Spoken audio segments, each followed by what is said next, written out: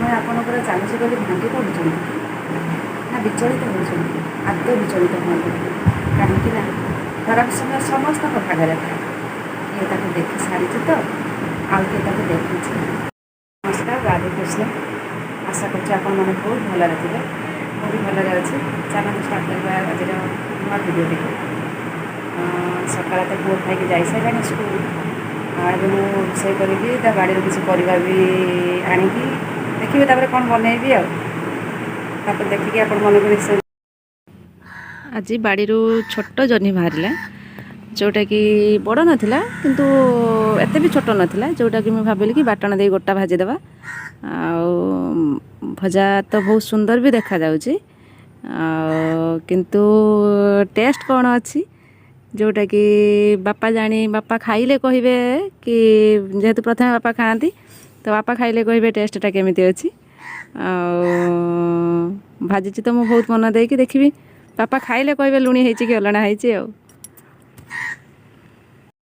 Mummy ଆଉ ଭାଇ ଗାଁରୁ ଏଠିକି ଆସିବାର ଅଛି, ତ ସେଥିପାଇଁ ଟିକେ ବ୍ୟସ୍ତ ହେଇ ଶୀଘ୍ର ଟିକେ ରୋଷେଇ ସାରୁଛି। ରୋଷେଇ ଅଲରେଡ଼ି ସରିଗଲାଣି। ଚାଲନ୍ତୁ ଦେଖିବା, ବାପାଙ୍କୁ ଡାକିବା, ବାପାଙ୍କୁ ଖାଇବା ପାଇଁ ଦୋକାନରେ ଅଛନ୍ତି।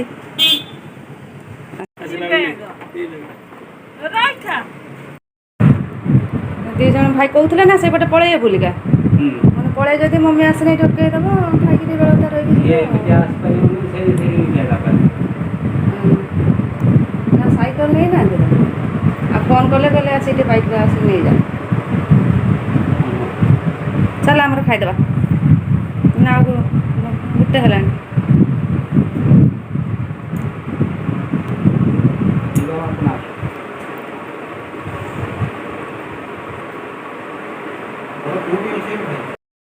ଭାଇ ଆଉ ମମି ଭଦ୍ରକ ଯାଇଥିଲେ, ମେଡ଼ିକାଲ ଯାଇଥିଲେ, ତ ଏଇପଟେ ଫେରିଲେ। ମୁଁ ଭାବୁଥିଲି ଦ୍ୱିପହରେ ଏଠି ଖାଇଦେଇ ରହିକି ବେଳରୁ ଯିବା ପାଇଁ। ମମିଙ୍କ ଦେହ ଭଲ ନାହିଁ, ସେଥିପାଇଁ ପଳେଇଲେ।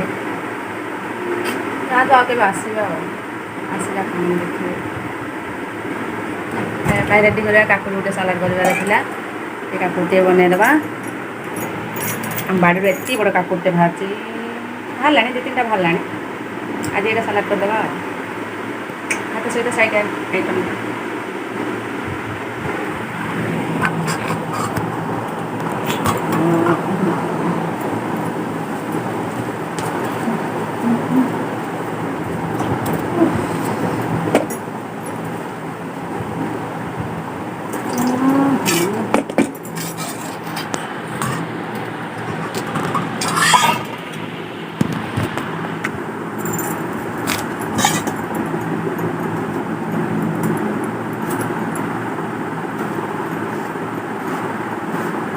ଏଥିରୁ ଅଧା କାଟିବା, ଅଧା ରହିବ, ଅଧା କାଟିବି, ଅଧା ରହିବ। ମୋ ପୁଅ ଆସିଲେ ଖାଇବ ତା ପାଇଁ।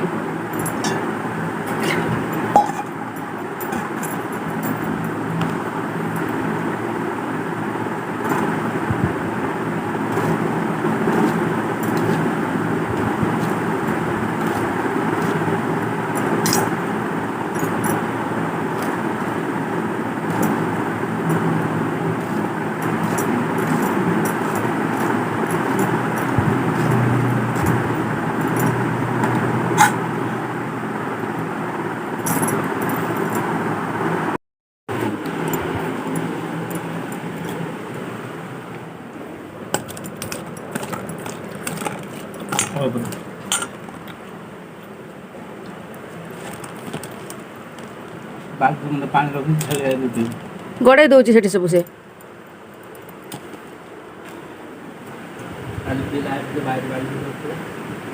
ବାପା ଜହ୍ନି ଭଜା ଖାওনি ଭଲ ହେଇଛି ନା? ଆଜି ପୁରା ଗୋଟା ଭାଜି ଦେଇଥିଲି।